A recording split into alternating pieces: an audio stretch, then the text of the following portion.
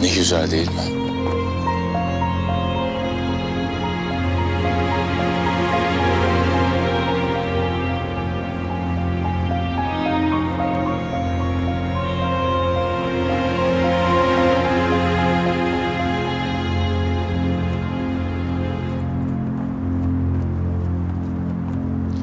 Nasıl da dalgalanıyor Nazlı Nazlı. Şehitlerimizin emaneti. Namusumuz. Onurumuz, şerefimiz. Uğruna cansa can, kansa kan dedik. Yeter ki özgürce dalgalansın. Bu gördüğün ateş kırmızısı var ya,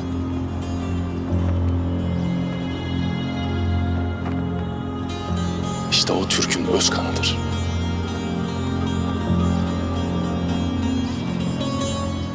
Siz benim ailemi öldürdünüz.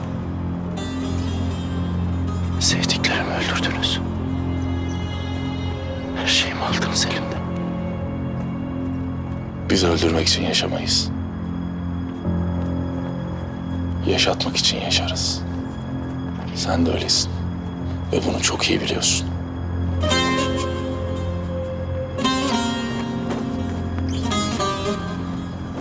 Hatırlamıyorum. Hiçbir şey hatırlamıyorum.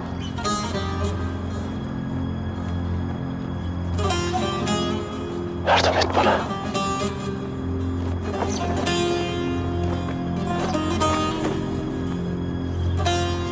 Kalbin seni doğru yere getirmiş. Benim yardımıma ihtiyacın yok. Sadece şunu bil. Her şeyi unutabilirsin. Aileni, sevdiklerini, arkadaşlarını. Ama sana hissettirdiklerini unutamazsın. Ne zaman kendimi kaybetsem, ay yıldızın önünde bulurum kendimi. Hatırlamak için.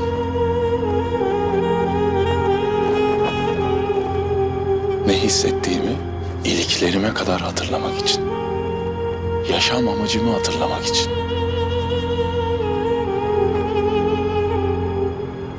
Sen de hatırlamak istemesen burada olmazsın.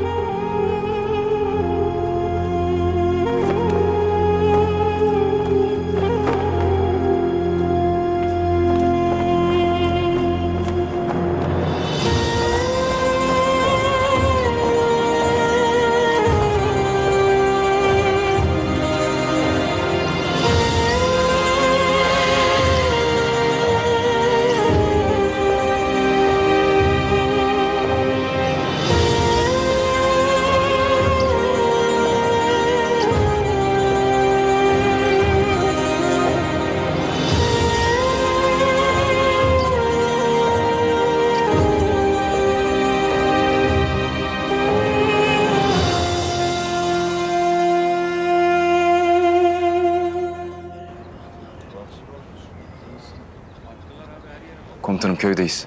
Her yere baktık. Civar köyleri bile. Herkesle de konuştuk. Maalesef yok. Bakacağımız sadece birkaç ev kaldı komutanım. Tamam Feyzullah. Kalan yerlere de bakıp sonra dönün. Emredersiniz komutanım.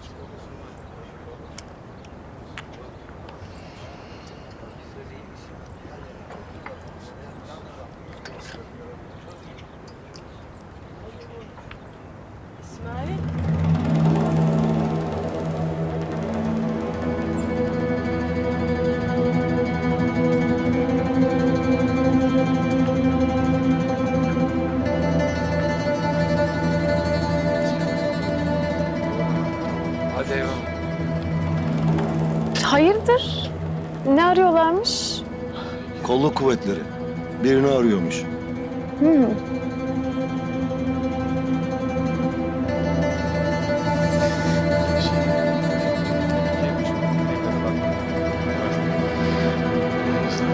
Nedir durum? 2 ev kaldı bakmadığımız. Şurada, ileride. Tamam. Onlara da bakalım. Bu sefer inşallah buluruz Karabatak komutanım. İnşallah kardeşim. İnşallah.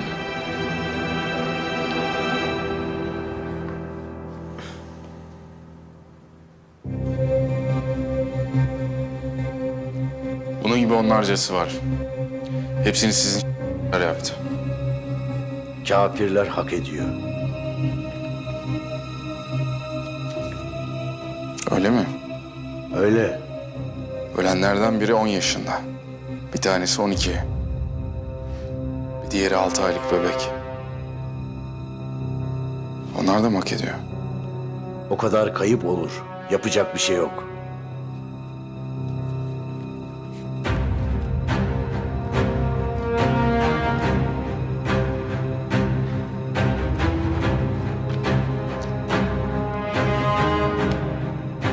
Siz şimdi gidip istihbarat örgütlerinin kucağına oturup onlardan emir alınca kafir olmuyorsunuz. 10 yaşındaki çocuklar mı alıyor? O kadını tanıyorsun, dün beraberdiniz. Bunlarla iş pişirip kim artistlik yapıyorsun lan sen? Sadece iş. İş. İş.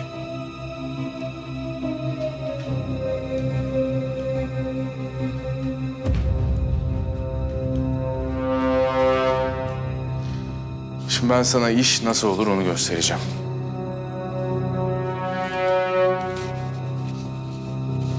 Bak, iş şöyle oluyor. Açın lan ağzını. Aç ulan!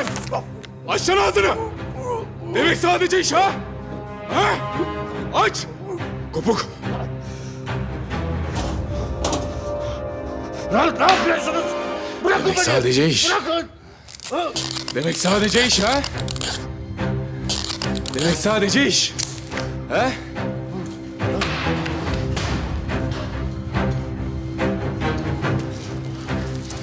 Bakalım ne kadar tutabiliyorsun. Bu ne lan? 10 dakika sonra kolun uyuşmaya başlayacak, sonra bütün gücünü kaybedeceksin. 10 dakikan var. O kadın sana neler söyledi hepsini bize söyleyeceksin. Yoksa parçalarını duvarlardan kazırız. Biz yukarıdayız, seslen. Hadi.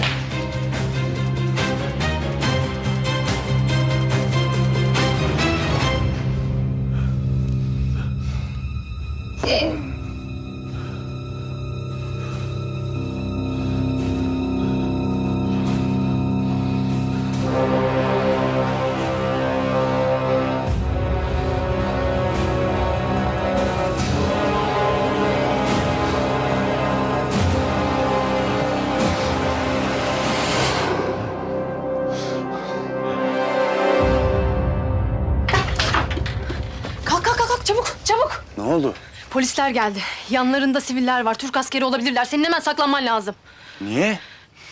Dragan'ın adamı olduğunu bilmiyorlar mı sanıyorsun sen? Gördükleri yerde gebertirler seni. Çabuk.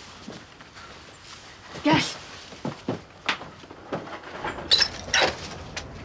Gel çabuk gel. Gel.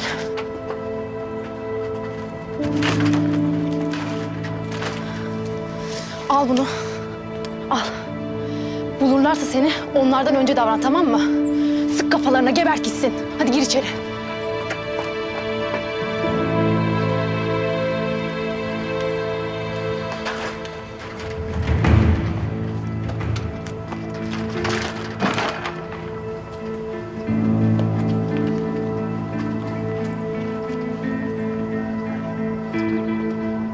Burası son ev.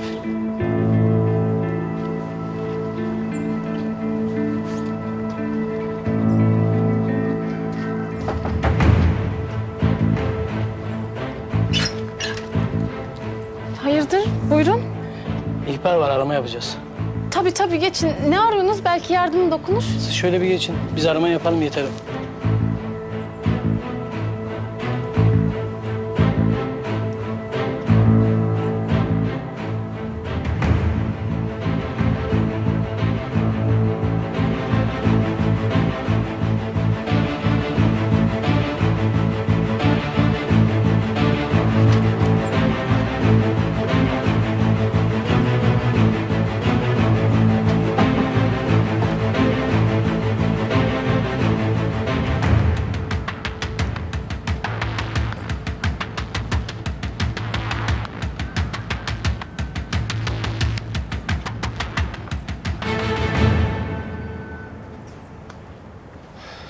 Maalesef.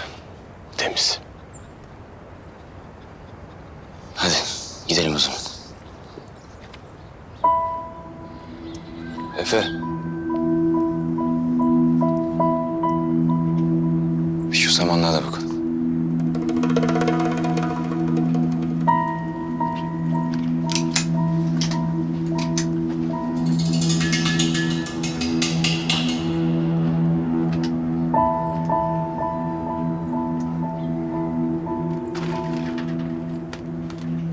Bulurlarsa seni onlardan önce davran, tamam mı? Sık kafalarına, gebert gitsin.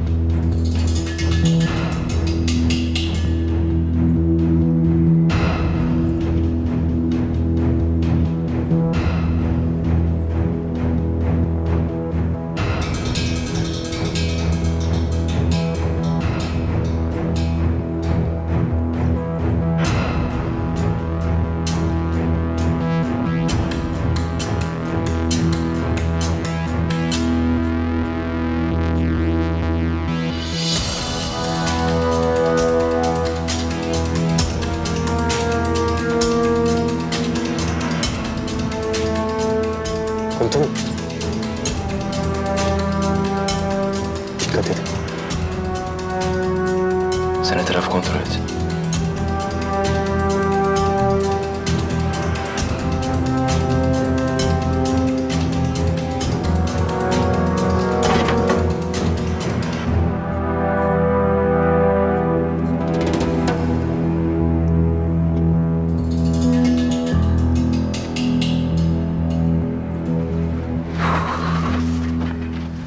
Burada da yok.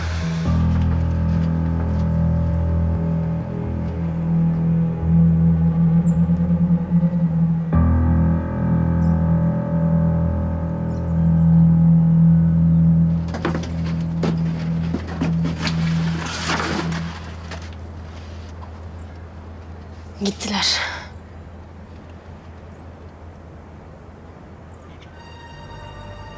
Hey! Alın şunu! Alın şunu yoksa patlayacak! Duymuyor musunuz beni? Hey! Orada biri yok mu? Saldırı dedi! Hey! Kimse yok mu? Nereye? Söylemedi. Nasıl söylemedi lan? Bize mi saldıracaklar? Onu söylemedi. Sadece haritada bir nokta. Ne olur alın şunu. Ölmek istemiyorum ben. Canlı bomba gibi patlarsın işte. Sağda solda patlatırken iyi de. Ne dedi başka? Bilgi vermedi. Ama ben gönderdim. Artık çok geç. Ok yaydan çıktı. Onu geri yerine sokmasını biliriz, sen dert etme. Nerede kalıyor o kadın? Otelde kalıyormuş. Telefonumda adresi.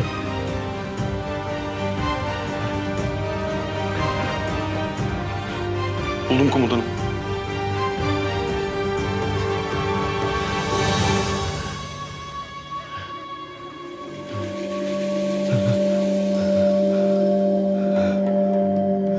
Aman diyeyim, oyuncak değil bu, harbi bomba.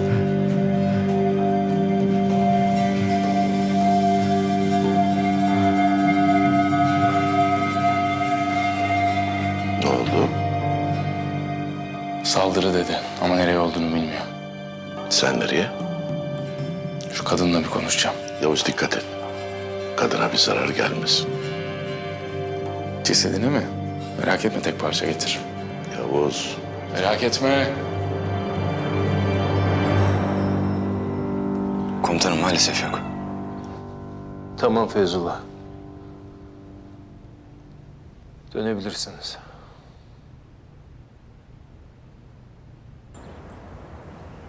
Emredersiniz komutanım. Dönüyoruz.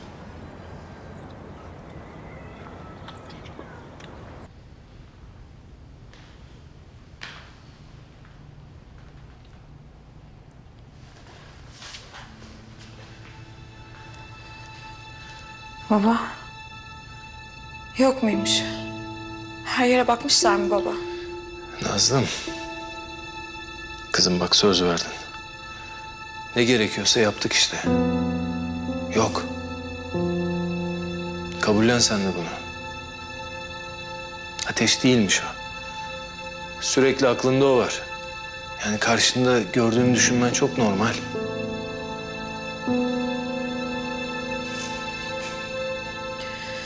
Haklısın baba. Her şey çok üst üste geldi. Galiba senin dediğini yapmam lazım. Burada çok nefes alamıyorum. Biraz uzaklaşsam iyi olacak galiba. Tamam kızım. Nereye gitmek istiyorsan. Sen yeter ki bu acılarından biraz uzaklaşmış ol. Üniversiteden Gamze diye bir arkadaşım var. Babasının Ürgüp'te butik bir oteli varmış. Bu sabah aradı beni o da. Orada çalışıyor. Sen de gel, biraz kafa dağıtırsın dedi. Belki ben de çalışırım orada. Hava değişikliği de iyi gelir. Tamam. Nasıl istersen. Ben biletini alayım mı? Seni otogara da bıraktırayım. Ha yok, gerek yok baba. Hallederim ben. Binmeden ararım seni. Zaten bir hafta kalsam yeter herhalde. Her gün de konuşuruz. Tamam kızım. Yeter ki sen iyi ol. Canım kızım benim. Kız, kurban oldum. Anaların sultanı, nasılsın? İyi ben de anacığım. Şükür koşturuyoruz. Kız çok özledim seni ha. Vallahi. Nasıl dayımgiller, yengemler, yeğenler iyi midirler? İyi. Ellerinden öperim. Çok selam söyle. Anacığım bak şimdi bak beni dinle. Şimdi en kısa zamanda bir otobüse atlıyorsun, oğlunun yanına geliyorsun. Sana hayırlı bir sürprizim olacak inşallah. Gelince görürsün işte. Hafta sonuna atla gel. Bilmeden ara. Bilet neyin meyin ben hepsini hallederim anacığım. Tamam. Hadi hoşça kalın. He. He. Sen de selam söyle Saffet enişteme. Olur olur. Olur söylerim. Bak onların da sana selam var. Ellerinden öpüyorlar. Tamam üşütmem. Dikkat ederim. Anam hadi ya. Tamam. Haydi. Söyleyeceği ne var ne yok kapamadan önceye saklıyor. Yani adeti işte. Hayırdır? Hayırlı sürpriz yani. Hayırdır? Hayır. Anamı Melisa'yla tanıştırmaya karar verdim. Ne diyorsun ya? Oğlum bu büyük haber lan. Vay be. Geçin şöyle geçin hadi. Gel. Bak sen ya. Ya helal olsun arkadaş ya. Artık Valide Sultan'la tanışmadan sonrası da bellidir yani inceden. Tabii oğlum. Bu kızın elinden tutmuşum artık bir kere. Sevdiğim demişim. O da demiş. Öyle oyalamak bize gelmez, yakışmaz. Flört de ben bilmem. Basacağız artık nikahı. Keşanlı'ya da bu yakışır ya. Aynen öyle. Arada engel yok, bir şey yok. Ya bir ara kendi kendine çok sıkıntı yaptı imkansız aşk diye. Ya, orası öyle. Bir ara acaba mı dedim. Ayrı dünyalar mıyız dedim. Oğlum dedim Keşanlı bak dikkat et dedim. Bak bu kız dedim prenses. Sen yetemezsin. Yol yakınken dön dedim. Neler dedim ya. Ama bütün yollar o yemyeşil gözlere çıktı. Dönemedim. Aşık adam hiç girdiği yoldan döner mi kardeşim ya? İki cihanı bir araya getirir. Yine de vazgeçmez sevdiğinden. Aynen öyle biliyor musun? Yine çaldığı yere gittim. Şarkı arasında. bütün herkesin içinde bugün burada benim için çok önemli bir insan var dedi. Benim için bir konuşma yapacağım dedi. Herkes bir dikkat dinliyor. Lan dedim Allah Allah ne diyecek acaba? Ben de baktım böyle. Herkes orada, herkesin içinde. Gözlerimin içine baka baka bir konuştu ki. Bir konuştu ki. Sormayın gitsin ya. Ne dedi? Ben onda daha iyi bir insan olma isteği uyandırıyormuşum. Öyle dedi, o dedi ya. Vay be. Ne güzel demiş ama. Sonra bir türkü okudu ki. Sırf benim için ha. Öyle başkası için değil. Sırf benim için türkü okudu. Onun repertuarı öyle caz, pop falan filan. Ama öyle bir okudu ki. Bak yemin ediyorum beni bam telimden vurdu. Gönlümü dağladı ya. Vallahi billahi ya. Gözlerimin içine baka baka okudu ya. Yani artık o zaman yaza doğru böyle inceden bir düğünümüz var diyebilir miyiz? Tabii. Şöyle 40 gün 40 gece anlı şanlı bir Karadeniz düğünü yapmayalım mı ya? Şöyle hep beraber bir horon tepmeyelim mi ya? Tepmez miyiz ya? Daha bunun evlilik teklifi var. Yani. Lan inşallah Melisa'nın yükseklik korkusu yoktur ya. O niye ki abi? Benim evlenme teklifim var hayalimde. Böyle 10.000 fitten atlayacağız. Hop! Atlarken teklifi yapıştıracağım oradan. Uçtu yine. Halbuki buraya kadar ne güzel gelmişti. Bak işte. Abi sen acaba böyle yine karada mı etsen teklifini? Yani yukarıda rüzgardan kız duymaz falan. Ha. Ona da bir çözüm bulacağız ya. Alternatif bakalım. Komutanım, Ha, iyidir. Erdem komutanım toplantı odasına bekliyor. Tamam geliyoruz. Belki bir haber gelmiştir hadi beyler. Hadi.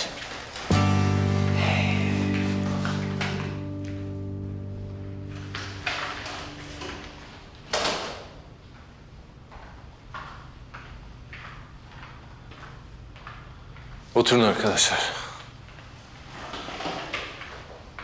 Komutanım. Çaylak ve Efe bir iz bulabilmiş mi Karabatak'la ilgili? Maalesef yok Fethi. Köyü ve civar köyleri aramışlar. Ama yok. Dün Eylem ve Fethi'nin aldığı istihbarat doğrultusunda operasyon düzenleyeceğimiz yer burası.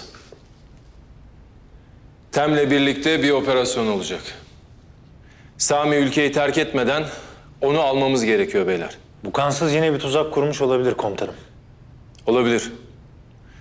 Bugün onun kaçmak için son şansı. Değerlendirmek için elinden geleni yapacaktır. Her şeye hazırlıklı olmalısınız. Ama ne pahasına olursa olsun Sami'yi de almadan dönmemelisiniz. Eğer Sami'yi alırsak örgütün bütün finansal kaynaklarına ulaşabiliriz. Köklerini kazımak için bu çok önemli beyler. Şimdi gidiyorsunuz, o Sami denen vatan hainini alıp buraya getiriyorsunuz. Anlaşıldı mı? Emredersiniz komutanım.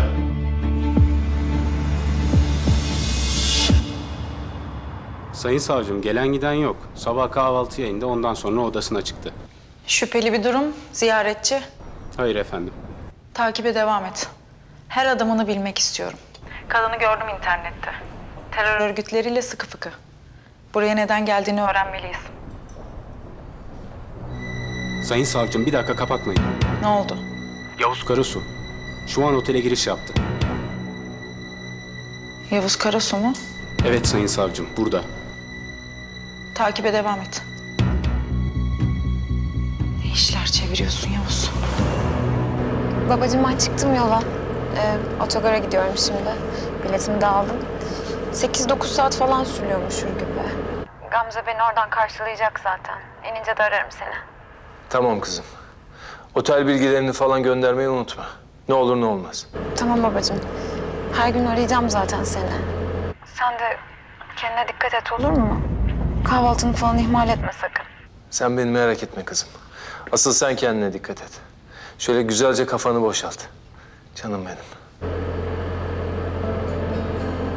seni çok seviyorum babacığım. Ben de seni çok seviyorum kızım. Canım kızım benim.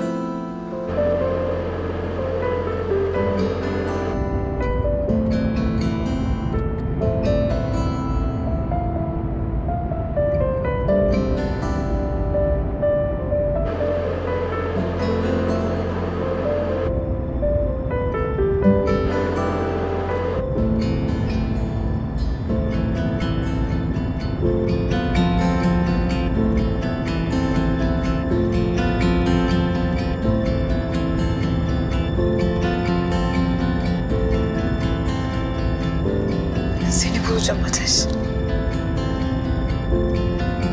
Ne olursa olsun bulacağım.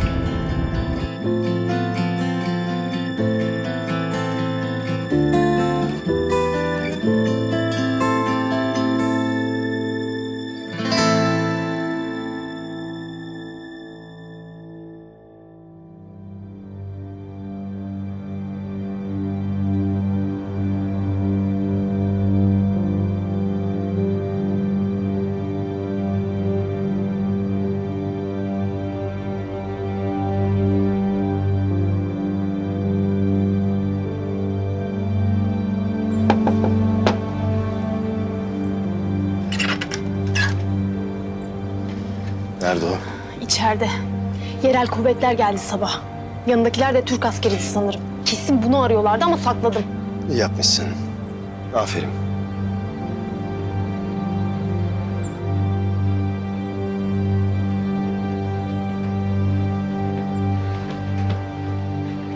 Hadi gidiyoruz. Nereye? Onu da gidince görürsün. Eline ne oldu? Yok ya bir şey yok. Çarptım kapıya çarptım. Geçer hadi hadi.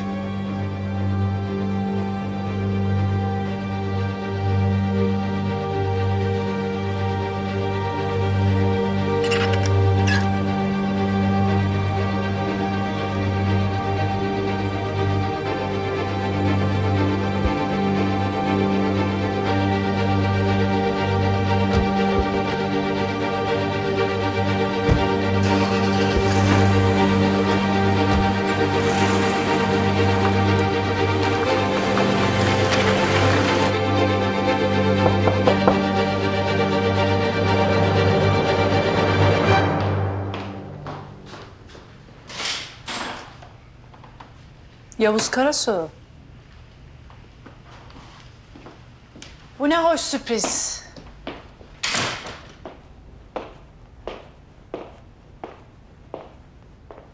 Seni kızdırmış olmalıyım. Yoksa sevgilinle kavga falan mı ettin?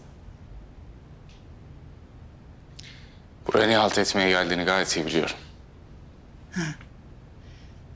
İstanbul'u hep çok sevmişimdir. Bu boğazın kıymetini hiç bilmiyorsunuz.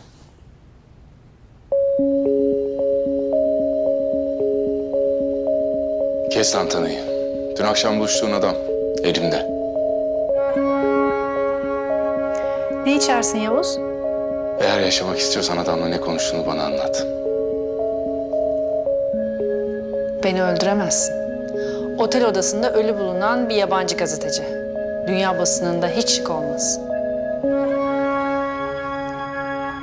Kimleri öldürdün bildiysen. Hele bunun bir Türk istihbaratı yaparsa çok can sıkıcı olabilir. Yo bizim için gayet eğlenceli.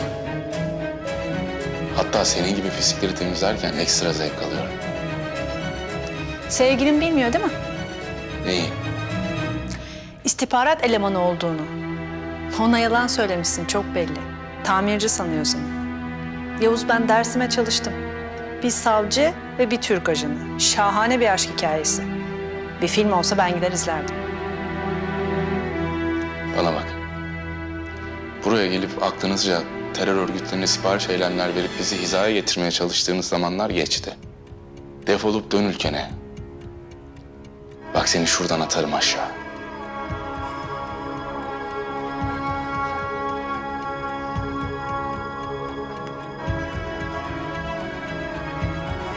Böyle konuşmaya devam edersen sana aşık olmak zorunda kalacağım ama. Çünkü artık böyle erkek... Keşke erkek olsaydın. Şu an dişlerini ağzına dökmemek için zor tutuyorum kendimi. Seni tutan ne peki?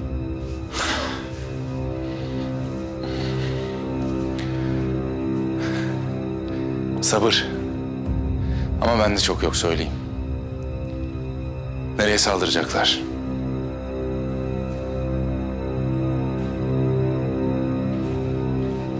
Ama hep iş, hep iş. Bana bak. Gerçekten hayatımın aşkı olabilirsin Yavuz.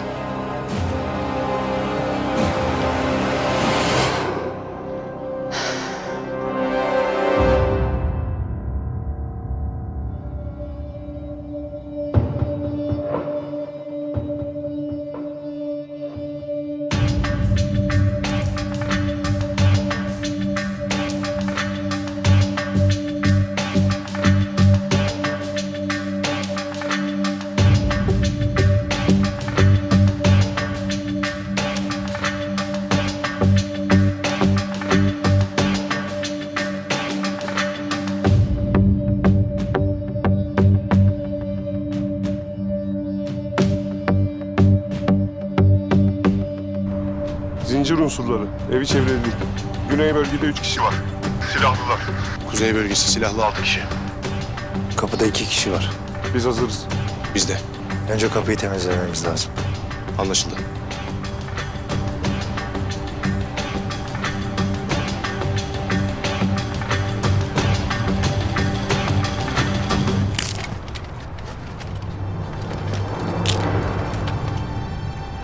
Sızıyoruz.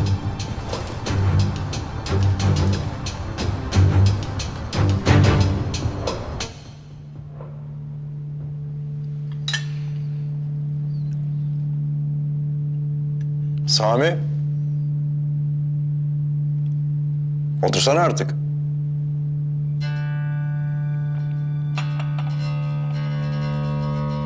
Çayın soğudu.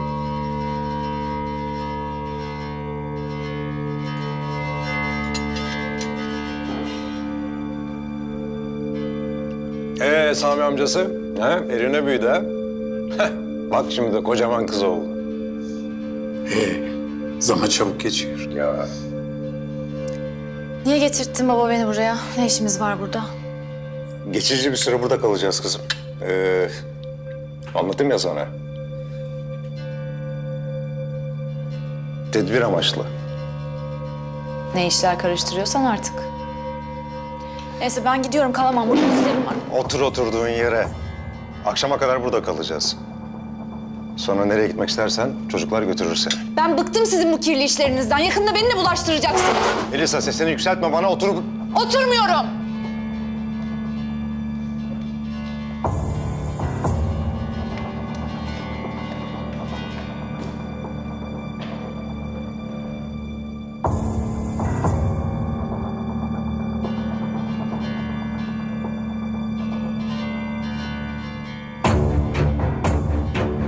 Ne yaptık? Gemi meselesi halledildi mi?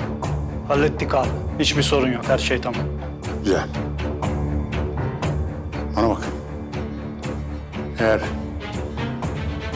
bu işin sonunda bir aksilik olur da biz yakalanacak falan olursak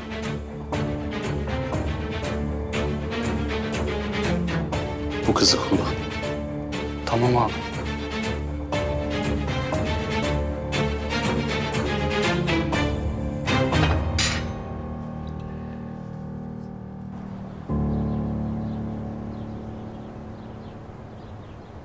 Dragan, biz buraya niye geldik? Sabret Mahmut. Sabret, az kaldı.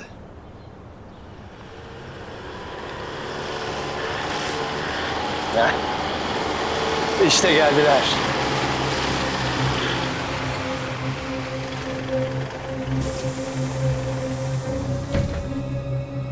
İn aşağı hadi. Sallanmayın. İn aşağı. Hızlı. Durun burada. Dizilin şuraya.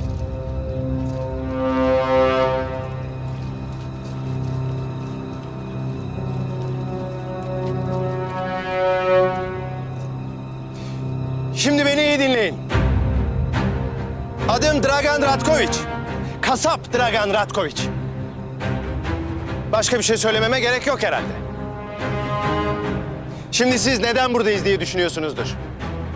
Eli silah tutan herkes benim orduma katılacak. Eğitileceksiniz. Türkleri alt etmenin ve bir ordu olmanın ilk adımı bu. Şimdiden söyleyeyim, bu orduya katılmamak gibi bir seçeneğiniz yok. Bunu düşünen varsa hemen aklından çıkarsın. Aksi halde icabına bakarım. Ben yokum. Zorla mı yaptıracaksınız? Sırf senin adamın olmadı diye babamı öldürtmedin mi? Daha ne istiyorsunuz?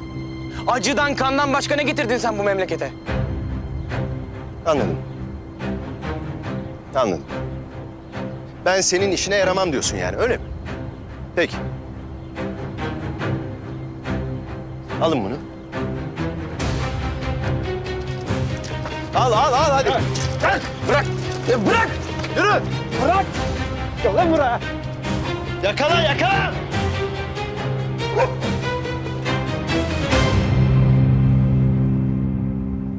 Söyle, saldırı nereye olacak?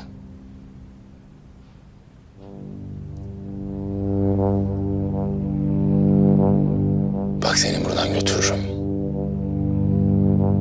Bu ülkeye adım attığına pişman olursun. Bana bir daha elini sürersen sonun kötü olur Yavuz. Seni deşifre ederim. Seni dünya medyasına deşifre ederim. Onlarca cinayeti de üstüne yıkarım. Ha, işin kötü tarafı sadece sen değil, Türk devletini bundan sorumlu tutarım. Dünya böyle bir habere bayılır. Yapmadığınız şey değil. Çık git buradan. Yoksa büyükelçiliği aramak zorunda kalacağım. Ha bak, büyükelçi de ayıkladım, biliyor musun? Alasını hem de.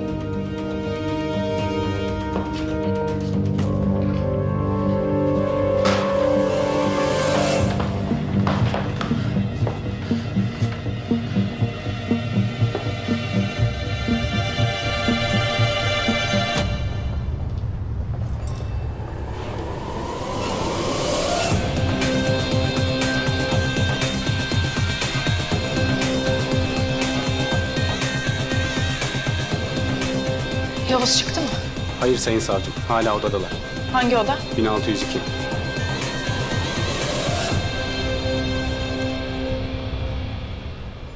Bırakın! Bırak! Lan!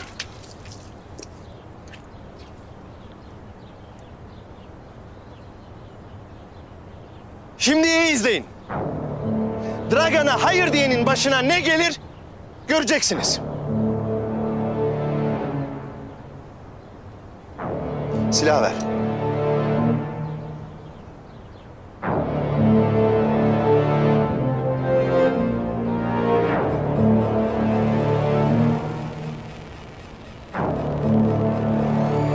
Mahmut, al silahı.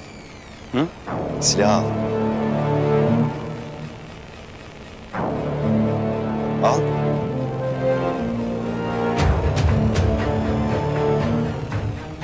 Vur bunu.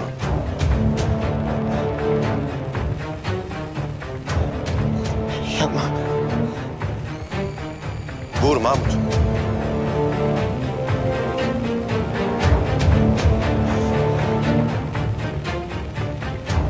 Mahmut, ne duruyorsun? Vursana.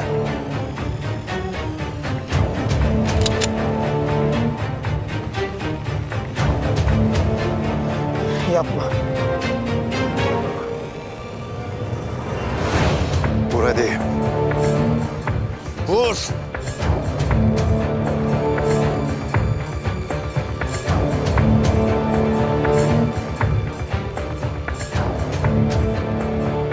Hadi vur.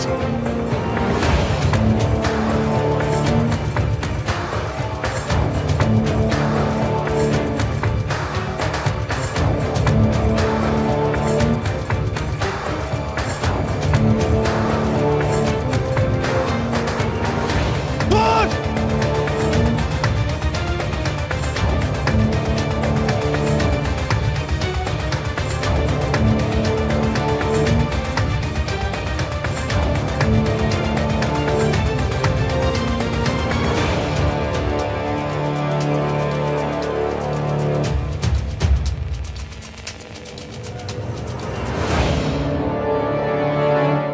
Tamam. Helikopteri indirebilirsiniz arkaya. Bekliyoruz. Geliyorlar Sami abi. Tamam. Ya işler tam rayına oturmuşken bu hiç iyi olmadı ya. Sami biz buradayız. Endişe etmene gerek yok. Yokluğunu aratmayız merak etme. Ya zaten birkaç aya kadar sular durulur. Sen de geri dönersin. Yok yok. Öyle bunlar beni kolay kolay rahat bırakmazlar. Görürsün bak.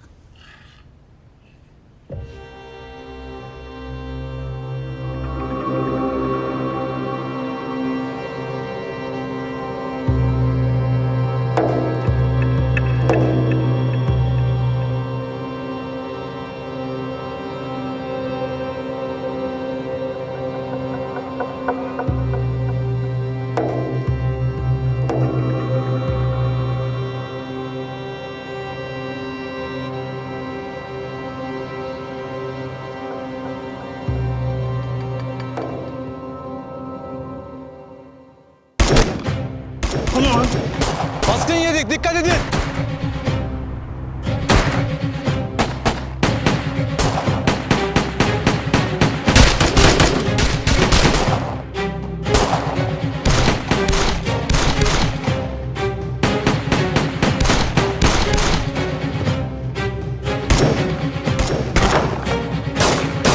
Lanet olsun. Burada da buldular bizi ya.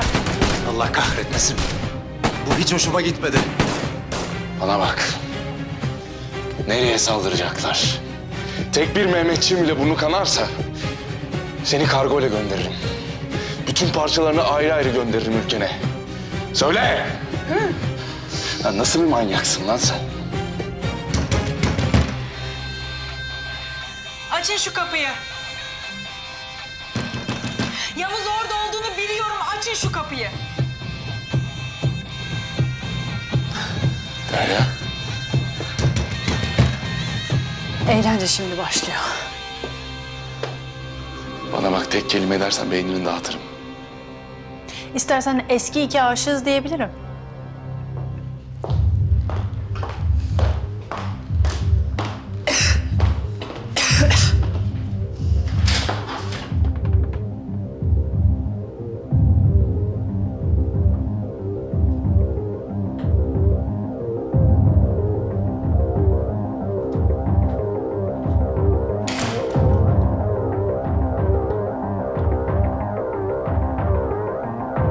Yavuz.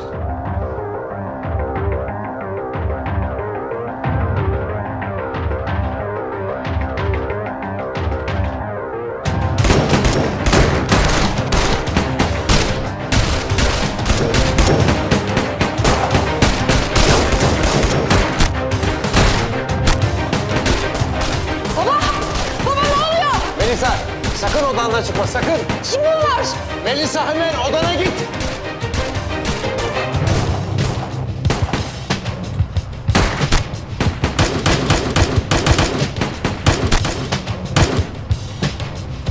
Temiz. Temiz. Sami abi siz arkadan çıkın ben bunları oyalarım.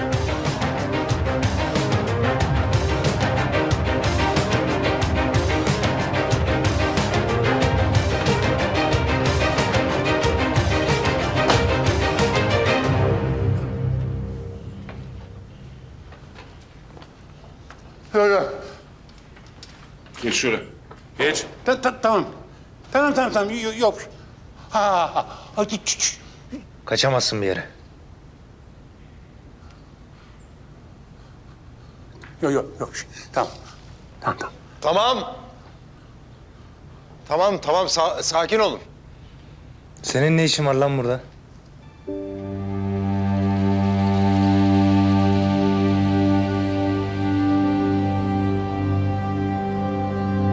Sami abiye zarar verirseniz kızı öldürürüm.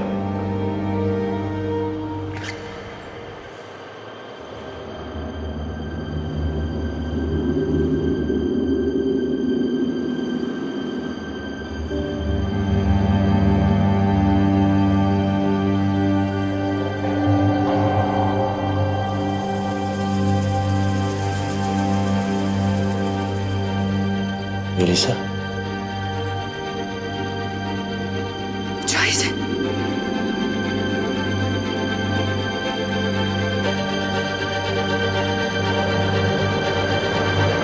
Senin bu kadınla ne işin var Yavuz?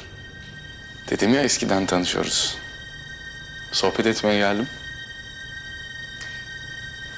Sevgilin çok sert yalnız. Yani bil istedim. Bana bak. Ne oluyor burada? Yavuz söyledi ya, iki eski dost. Sohbet ediyoruz. Sen gazeteci falan değilsin. Beni salak mı sanıyorsun?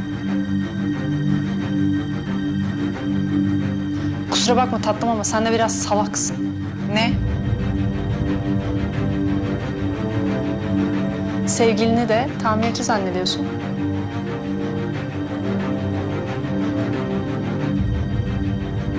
Bana bak. Yavuz. Ne diyor bu kadın?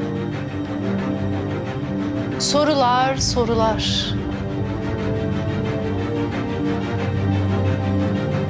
Sevgilin tamirci değil. Türk istihbaratı için çalışan bir tetikçi. Bir katil, bir suçlu. Hangisini demek istersen.